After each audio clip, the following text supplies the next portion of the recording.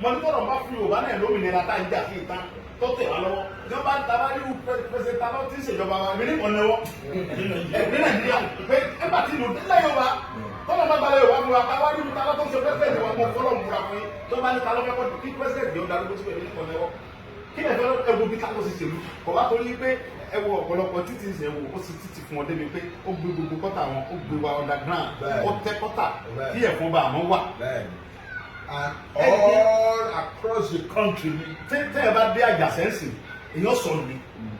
ó ṣe súnlá débi pé tí yóò bá ti di aago márùn ṣe mẹ́fà ní súnlá ni wọ́n ti tàn kò ní sẹ́jú kí ló fi mọ́ tẹ́ ẹ bá ń wa mọ́tò lẹ́yìn mọ́ta náà irú ìjọba bẹ́ẹ̀ gbogbo àwọn tó tún wá kó sòdì tí wọ́n ń bá ṣèjọba ẹ̀rí kó lórí pípé gbogbo ọkọ̀ sárúgbó ń bẹ̀ láyé nígbà tí kíta lọ́wọ́ tó gbàjọba àwọn mi ò ní lọ ibi iṣẹ́ tí mo mọ̀ táwọn bá bẹ̀rẹ̀ dáadáa wọ́n sì ń gbowó oṣù gbogbo yẹn ló kánṣu nísìn ẹ̀kọ́ ọ̀fẹ́ ó ti wà ń lì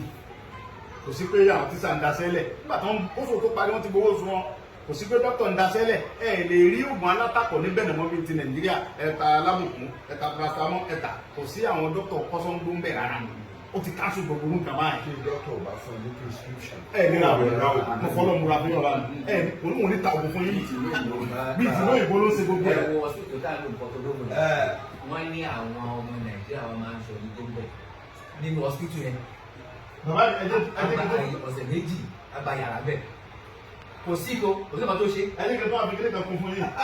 bàbá mi tó wá sí kílé kan wọn inú mi pé ìlú ìbò lẹ gbé dáadáa ẹ ti sọ àti wà fún wọn níbà káàrí èèyàn bá yá kò nídìí ta lọ sí níbi pé wọ́n ti fún wọn ní káàdì nídìí pé ẹsẹ̀sẹ̀ ń gbé pé kò sówó lọ́wọ́ mi pé tó lọ sí ọsibítù tẹ bá ti dé ọsibítù tẹ bá ti mú káàdì yìí fún ọ tẹ bá ti chẹ́ẹ̀kì tẹ bá ti jóni jẹ́nà wọ́n tọ́jú yín láì béèrè kọ́bọ̀ ìjọba ló máa san ó sì gbogbo nǹkan yẹn fún wọn ṣé irú àwọn èèyàn bẹ́ẹ̀ tí wọ́n lè ronú pé kí ló pẹ́ wọn ò lè ronú nǹkan báyẹn nínú prison yẹn ni mo wà nígbà yẹn tí wọ́n sọ fún mi pé àwọn Fúlàní herdsmen kan wọ ìlú kan nísàìdì náà wọ́n bẹ̀ sẹ́mu kẹ́ni gangan wọ̀ lọ wọ́n mú wọn tí a mọ̀ta kiri àwọn sọ́jà àbúlé àtọ́lọ́pàá wọ́n gbóhùn bá dàwọn Fúlàní yẹn wọ́n kó wọn bá wọn prison wọ́n lé ní 70 wọn ìdẹ́ni kankan lọ wọ́n mú gbogbo wọn tàmú nísẹ̀ wọn ni ìgbà tí mo kọ́kọ́ wò ló tẹ́lifíṣẹ̀ wọn ní prison wọn ni wọ́n ní pípọ́ àwọn ń pàlẹ́ nìyẹn wọ́n mú gbogbo wọn ọdún wọn lọ tìmọ́tìmọ́ security wọn tẹ̀ tí mi débi pé ṣé tí nǹkan báyẹn bá wà tí security wà lù àti gbogbo nǹkan báyìí a ní òní bínú àní tọ́pá afẹ́kì ló pẹ́ kò sí Nàìjíríà kò sí security kò sẹ́yìn ìwọ́n tọ́pá tó wà sọ̀rọ̀ ipe ẹgbẹ́ tí security wọ́n fẹ́ pa ẹ́. kí ni mo ṣe tí wọ́n ní kọ́ lọ́pàá mi.